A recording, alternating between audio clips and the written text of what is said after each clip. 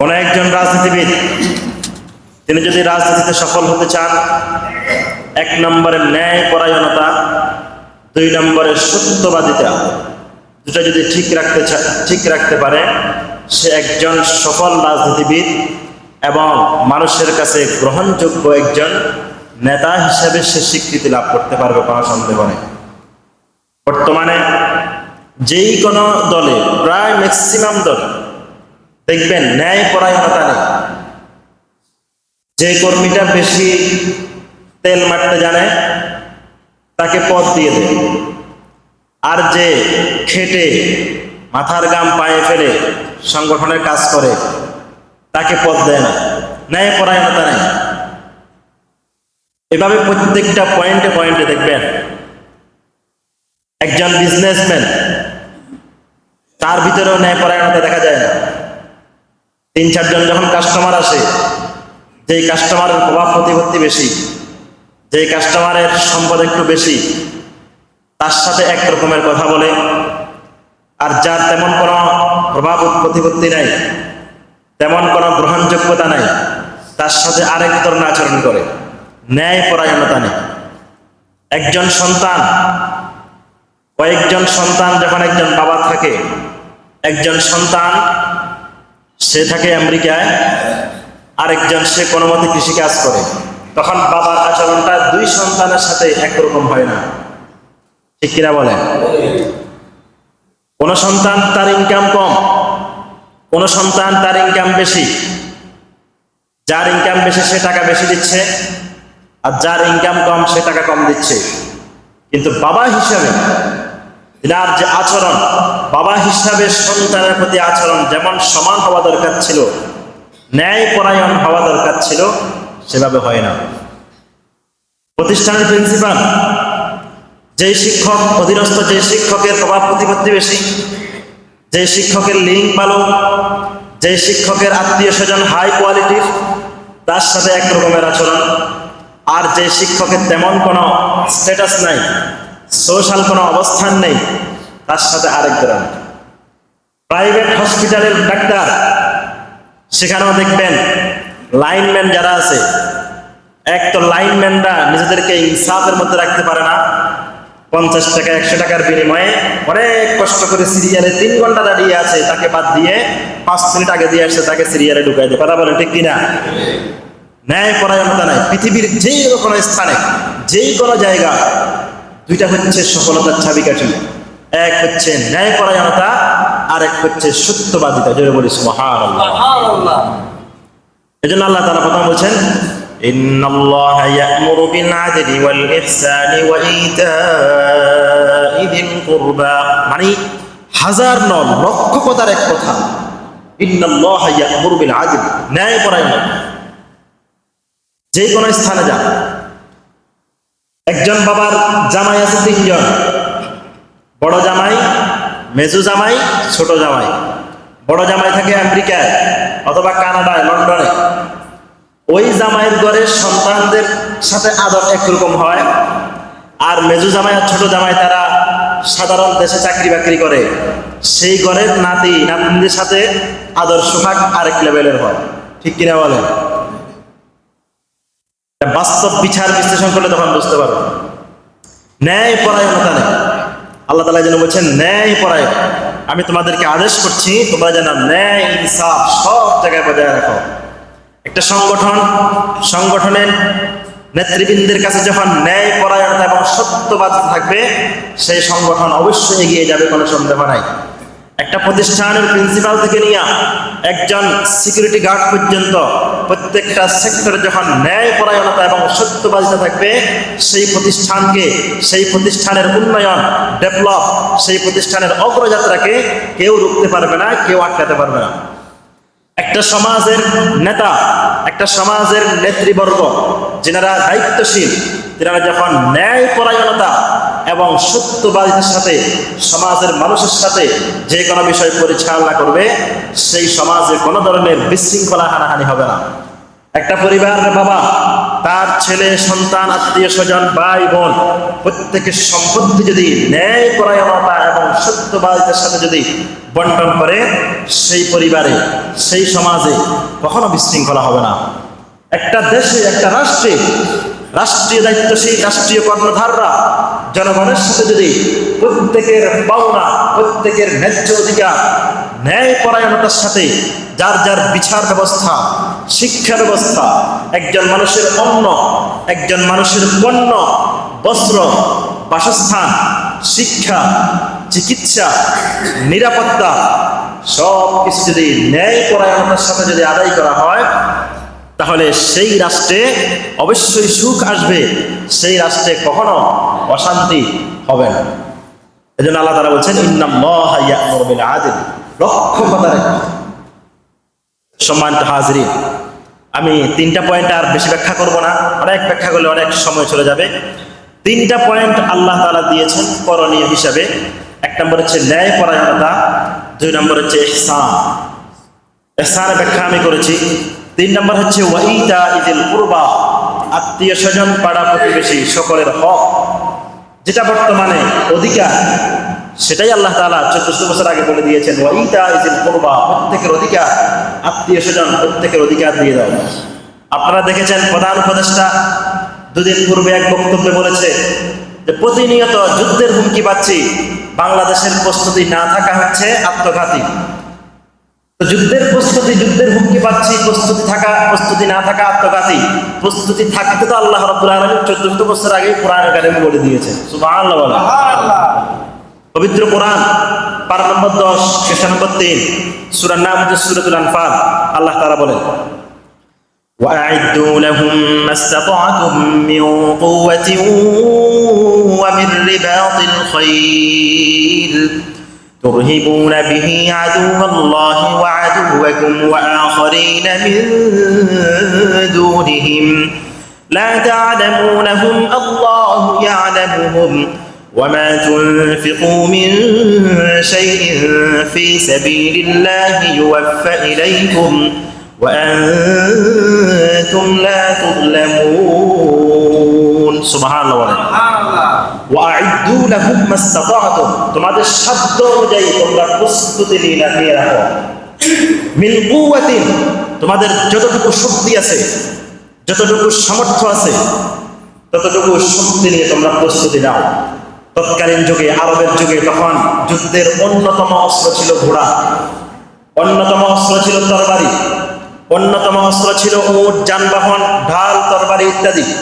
সেজন্য আল্লাহ তাআলা কোরআনে বলছেন রিবাতুল খাইল, ঘোড়া সংক্রান্ত ঘোড়া সহ আরো যাহা যাহা তোমাদের সাধ্যে আছে সবকিছু তোমরা প্রস্তুতি নিয়ে রাখো। তাহলে প্রস্তুতির কথা আল্লাহ রাব্বুল আলামিন 1400 বছর আগে রাসূল করিম সাল্লাল্লাহু আলাইহি ওয়াসাল্লামের মাধ্যমে আমাদেরকে বলে দিয়েছে। এজন্য বর্তমানে যাহা যাহা কিছু প্রয়োজন মনে হবে, যাহা কিছু বিজ্ঞ অভিজ্ঞ প্রাজ্ঞ রাজনীতিবিদদের কাছে মনে হচ্ছে যে আমরা খুব বেশি বুঝতেছি যে আমাদেরকে এখন প্রস্তুতি নিতে বলা হচ্ছে, আসলে আল্লাহ রাব্বুল আলামিন পবিত্র কোরআনে বহু আগেই প্রস্তুতি নিতে বলে দিয়েছেন। বলে সুবহানাল্লাহ।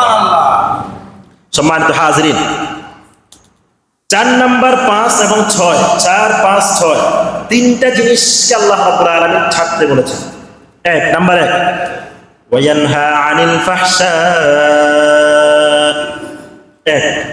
ওয়াল মুনকার, 2 ওয়াল বাগই, 3।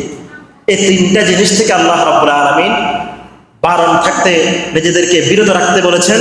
আল্লাহ রাব্বুল আলামিন 3 জিনিস থেকে বিরত থাকতে বলেছেন। 1 নম্বর হচ্ছে আল ফাহশা। ফাহশা, ডাক্তার যখন প্রেসক্রিপশন দেয় তখন সেখানে আপনাকে শুধু ওষুধ দেয় না যে এটা খাবেন ওটা খাবেন এটা খাবেন, শুধু ওষুধ দিয়ে খানতে হয় না, সেখানে পাশাপাশি কিছু সেখানে রেস্ট্রিকশন দিয়ে দেয়। আপনি এটা করতে পারবেন না, এটা খেতে পারবেন না, ওটা খেতে পারবেন না, এই কাজ করতে পারবেন না, কিছু রেস্ট্রিকশন সীমাবদ্ধতা দেয় কি দেয় না? আল্লাহ রাব্বুল আলামিন 3টা ওষুধ দিয়েছেন গোটা দুনিয়াকে নিয়ন্ত্রণ করার জন্য, গোটা বিশ্ব ব্যবস্থাকে নিয়ন্ত্রণ করার জন্য, সারা পৃথিবীর সকল মানুষের অধিকারকে নিশ্চিত করার জন্য আল্লাহ রাব্বুল আলামিন কোরআনে কারীমের এই আয়াতে 3টা ডেসক্রিপশন দিয়েছেন আর 3টা রেস্ট্রিকশন দিয়েছেন। সুবহানাল্লাহ বলেন। ডেসক্রিপশন 3টা আমরা বললাম। 1 নম্বর হচ্ছে ন্যায়পরায়ণতা, 2 নম্বর হচ্ছে ইহসান, 3 নম্বর হচ্ছে ইতা ইজিল কুরবা। 3টা হচ্ছে প্রেসক্রিপশন মানে ওষুধ, সেবনীয়, 3টা হচ্ছে করণীয়, আর 3টা হচ্ছে বর্জনীয়। 1 নম্বর হচ্ছে ফাহশা, সকল কাজ থেকে নিজেদেরকে বিরত রাখতে হবে। ফাহশার ব্যাখ্যা কি? ফাহশার ব্যাখ্যা হচ্ছে যেই সমস্ত কাজ কুফরি না, কুফরি ছাড়া অনেক রকমের ব্যাখ্যা আছে। মুফাসসিরিন কেরাম এক একজন এক একভাবে ব্যাখ্যা করেছেন, অনেকগুলো ব্যাখ্যার সমন্বয় যেটা সেটা আমি আপনাদের সামনে উল্লেখ করতেছি। কুফরি এবং ফুসুকি, কাফেরদের যে স্বভাব কুফরি স্বভাব, ফাসিকদের যে স্বভাব ফুসুকি, এই 2টা জিনিস ছাড়া যত অন্যায় কাজ আছে সবগুলো হচ্ছে ফাহশার অন্তর্ভুক্ত। জেনা করা, চুরি করা, ডাকাতি করা, রাহাজানি করা, সন্ত্রাসী করা, মানুষের হক মেরে খাওয়া, মানুষের যাবতীয় যে কোনো অধিকার হরণ করা, সব কিছু ফাহশার অন্তর্ভুক্ত। এটা এক ধরনের ব্যাখ্যা। 2 নম্বর হচ্ছে মুনকার। মুনকার হচ্ছে যেটা ইসলামে শরীয়তে যেটা নিষিদ্ধ। মুফাসসিরিন কেরাম ব্যাখ্যা করেছেন মুনকার মানে হচ্ছে মারাত্মক মারাত্মক যেগুলা আল্লাহর সাথে শিরিক করা, আল্লাহর একত্ববাদিতার সাথে এখানে অন্য কোনো ইজম, বহুত্ববাদ, বহুত্ববাদ এখন অনেক ব্যাখ্যা দাঁড় করানো হয়। এক বহুত্ববাদ মানে আমাদের দেশে যে ব্যাখ্যা করা হচ্ছে যে যেখানে হিন্দু, বৌদ্ধ, খ্রিস্টান, মুসলিম অনেকেই যেখানে বসবাস করবে সেটাকে বহুত্ববাদ। এই ব্যাখ্যা যদি বহুত্ববাদের হয় তাহলে এটা মেনে নেওয়া যাবে, কোনো সমস্যা নাই। কিন্তু বহুত্ববাদ বলে যদি অন্য জিনিস বোঝানো হয়, বহুত্ববাদ বলে যদি একত্ববাদের বিপরীত যদি কোনো কিছু বোঝানো হয় তাহলে সেটা কিন্তু স্পষ্ট হারাম, সেটা হচ্ছে স্পষ্ট কুফরি মতবাদ, কোনো সন্দেহ নাই। এজন্য শব্দের মারপেচ দিয়ে সংবিধান হোক, দেশের যে কোনো নীতিমালা প্রণয়ন করার ক্ষেত্রে কোনো ধরনের শব্দের মারপেচ রাখা যাবে না। যে শব্দের মারপেচ দিয়ে ভবিষ্যতে যদি একত্ববাদের বিপরীতে বহুত্ববাদ শব্দের সহযোগিতায় যদি অন্য কোনো মতবাদকে চাপিয়ে দেওয়া হয় তাহলে সেটা হবে 18 কোটি মুসলমানের সংবিধানের সাথে একটা প্রতারণা ছাড়া আর কিছুই হবে না। কথা বলেন ঠিক কিনা? সম্মানিত হাজরিন, এই মুনকার হচ্ছে আল্লাহ পাকের সাথে কুফরি এবং রাসূল করিম সাল্লাল্লাহু আলাইহি ওয়াসাল্লামের বিধানগুলোকে অস্বীকার কিংবা অ্যাভয়েড করার মতো ফাসিকি যত গুনাহ আছে সবগুলো হচ্ছে মুনকারের অন্তর্ভুক্ত। ওয়াল ফাহশা ওয়াল মুনকার, এক কথায় ইসলামী শরীয়তে যাহা কিছু নিষেধ, ইসলামী শরীয়তে যাহা কিছু হারাম, ইসলামী শরীয়তে যাহা কিছু গুনাহ, ইসলামী শরীয়তে যাহা কিছু অবৈধ, সব কিছু হচ্ছে ফাহশা এবং মুনকারের অন্তর্ভুক্ত। এটা সহজ কথা। ওয়াল বাগ, 3 নম্বর সীমা লঙ্ঘন করা। সীমা লঙ্ঘন করা, সীমা লঙ্ঘনটা অনেক রকমের হতে পারে।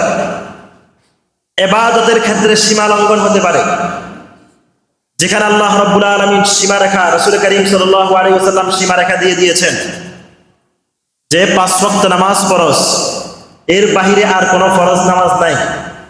আপনি যদি সীমা লঙ্ঘন করে সেখানে যদি মনে করেন না আরেকটা নামাজ ফরজ করতে হবে, একবারে লাইলাতুল বরাতের নামাজকে আমরা ফরজ হিসেবে মেনে নিলাম, অথবা লাইলাতুল কদরের নির্দিষ্ট একটা নামাজের রূপরেখা দাঁড় করালাম যে এই নামাজটাকেও ফরজের মতো করে মনে করে পড়তে হবে, তাহলে এটা আপনি ইবাদতের ক্ষেত্রে সীমা লঙ্ঘন করলেন।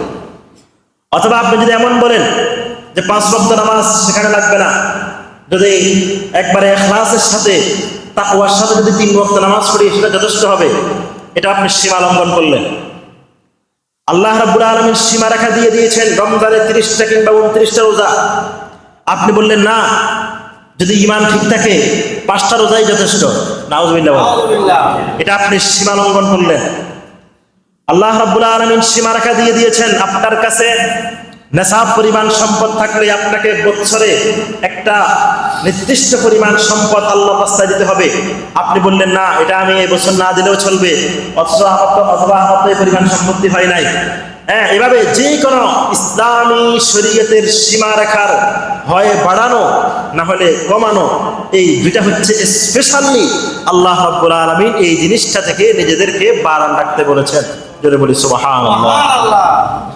এটা আমি সার সংক্ষেপ আপনাদের সামনে উল্লেখ করতেছি। ইসলামী শরীয়তের প্রত্যেকটা ইবাদতের একটা সীমারেখা আছে। এক রাকাতে সিজদা হবে কয়টা? সবাই বলেন, সিজদা হবে কয়টা? দুইটা। আপনি যদি সেখানে এক সিজদা দেন নামাজ হবে না, আপনি যদি সেখানে 3 সিজদা দেন তাও নামাজ হবে না। কেন? ওয়াল বাগ, সীমারেখা আপনি অতিক্রম করে ফেলেছেন। আপনাকে ম্যাট্রিক পরীক্ষা পাস করতে হলে 12 সাবজেক্টে পরীক্ষা দিতে হবে। আপনি যদি এক্সট্রা একটা নিচ থেকে গিয়ে 13 সাবজেক্টে পরীক্ষা দেন, সেটা যেমন গ্রহণযোগ্য হবে না, অন্যদিকে আপনি যদি 11 সাবজেক্টে পরীক্ষা দেন আপনি পাস করতে পারবেন না। কেন? আপনি উভয় পদ্ধতিতে আপনি সীমা লঙ্ঘন করেছেন।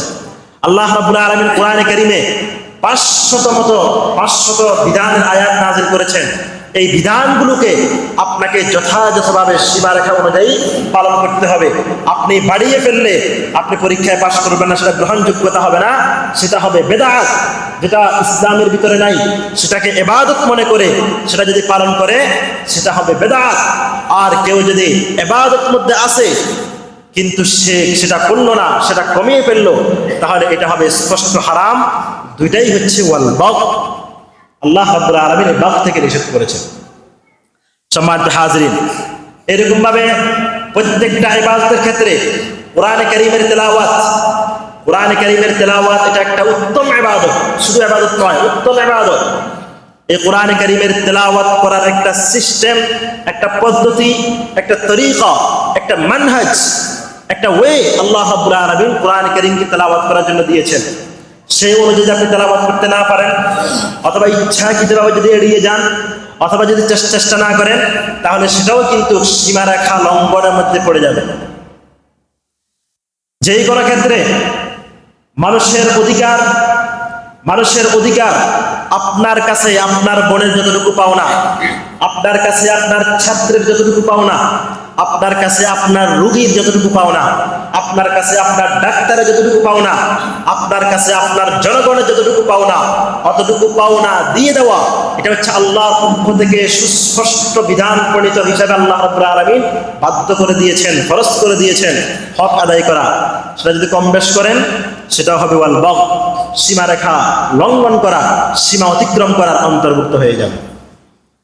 এইভাবে এই আয়াতটা এত ব্যাপক অর্থবোধক, এই আয়াতের অর্থ, এই আয়াতের রহস্য, তাৎপর্য, সিগনিফিকেন্স এত বেশি অর্থবোধক, যেটা আপনি গবেষণা করলে একবারে গোটা পৃথিবীকে নিয়ন্ত্রণ করার জন্যে, গোটা পৃথিবী ব্যবস্থাকে নিয়ন্ত্রণ করার জন্যে এই আয়াতের সীমারেখা, এই আয়াতের সুস্পষ্ট নীতিমালাই যথেষ্ট। সুবহানাল্লাহ।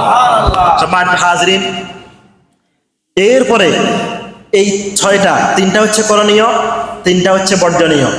তিনে 6টা উল্লেখ করে আল্লাহ তাআলা উল্লেখ করতেছেন এরপরে, ইয়াইযুকুম লাআল্লাকুম তাযাক্কারুন।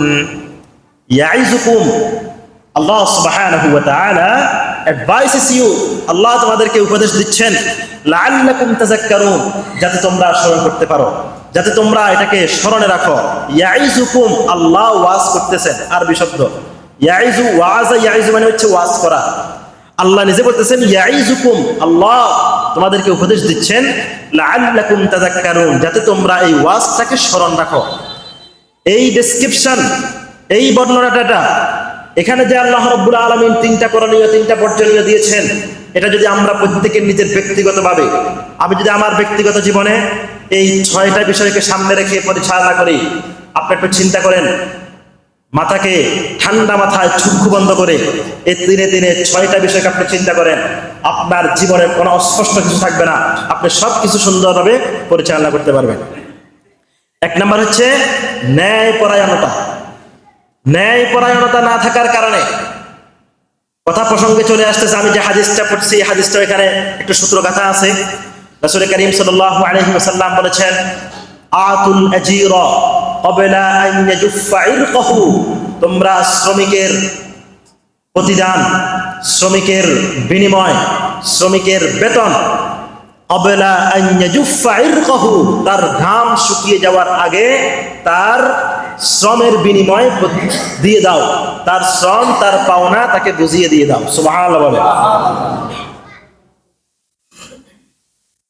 বর্তমান বিশ্ব ব্যবস্থার আফসোস এবং পরিতাপের বিষয়, আফসোস এবং পরিতাপের বিষয় হচ্ছে বর্তমান বিশ্ব ব্যবস্থা এমন দিকে চলে যাচ্ছে যেখানে এখন শ্রমিকদের অধিকার এই পরিমাণ খর্ব করা হচ্ছে যে তাদের অধিকারকে ফিরিয়ে দেওয়ার জন্য এখন শ্রমিক দিবস পালন করা লাগবে।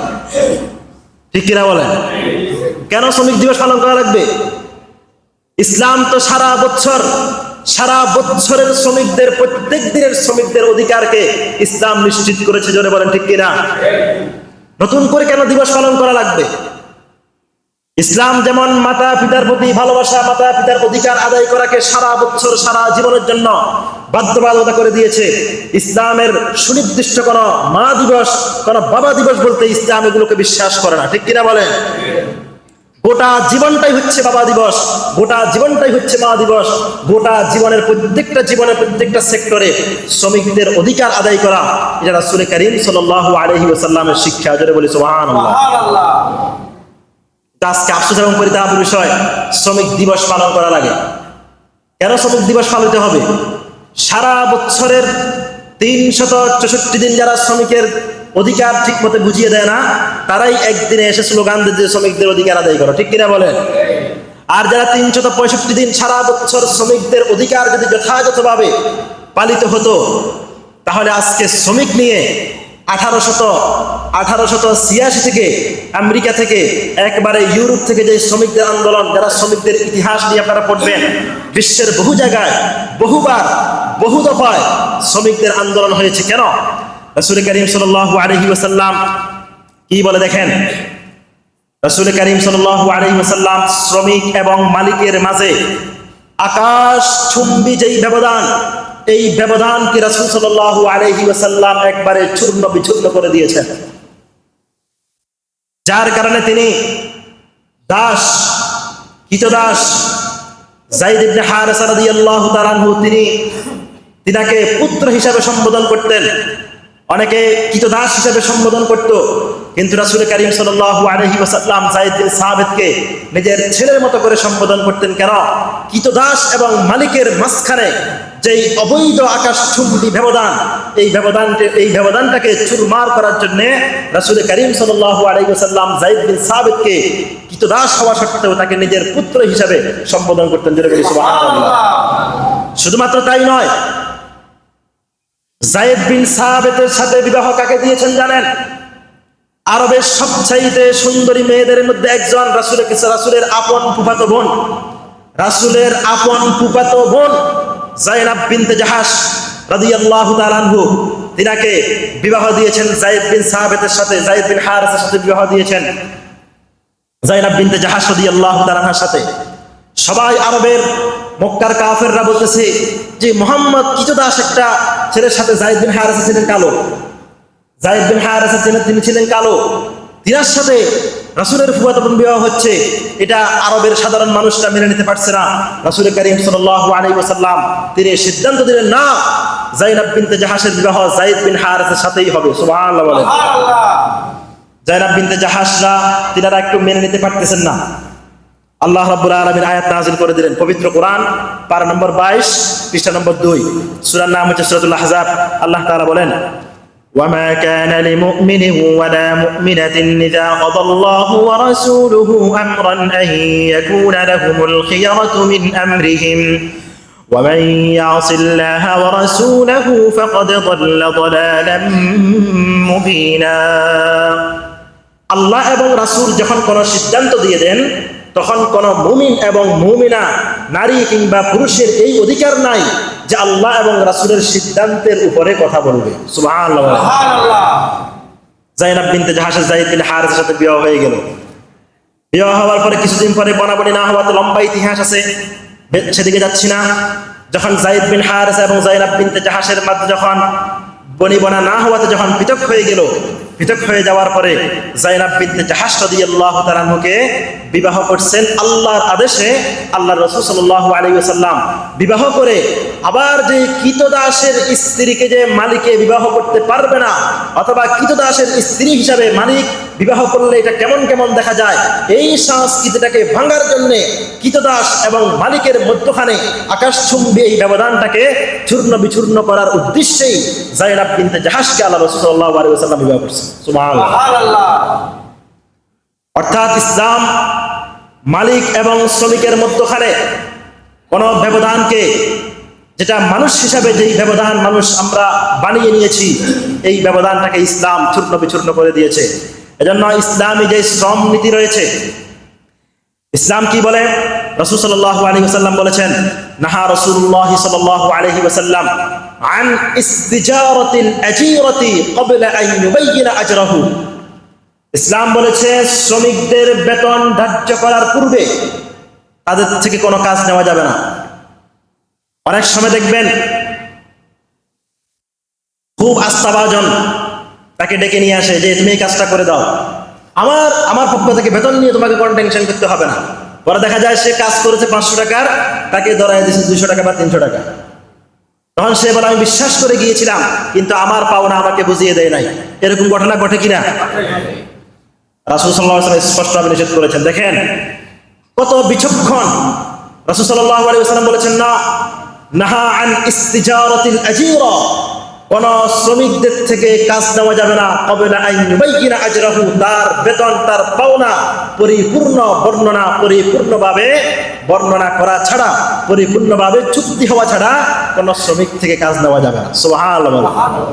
আর বলেছেন কি, যখন কাজ নিয়ে ফেলবে তখন কি, আতুল আজীরা ক্বাবলা আন ইয়াজুফা ইরকাহু, তার ঘাম শুকিয়ে যাওয়ার আগে তার সেই বেতন তার পাওনা পরিশোধ করে দাও। সুবহানাল্লাহ।